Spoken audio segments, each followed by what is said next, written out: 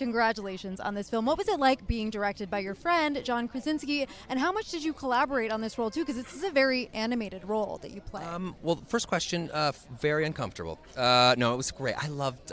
John wrote a meticulously wonderful script that is such I think, a beautiful reflection of his worldview. And you always, as an actor, always collaborate in many different ways. But I gotta say, I just really did what John told me to do.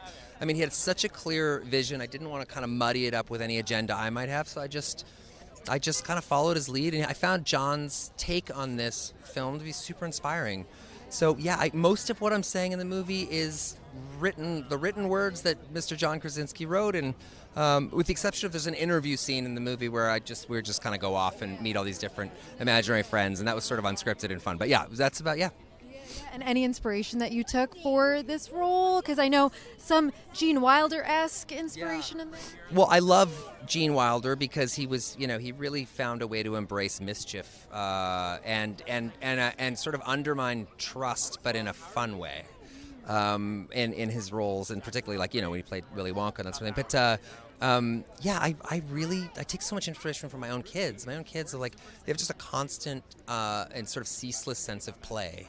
And I love that, and I watch them, and I find myself kind of doing impressions of my kid. I mean, Sean Levy, who directs Deadpool and Wolverine, he called it about halfway through shooting that movie, and I was writing the script in the voice of my 4-year-old daughter, Betty, and many times just in the cadence of how she speaks. So I find I really absorb a lot of their kind of vibes and translate them through whatever my adult idiocy would be. So, yeah.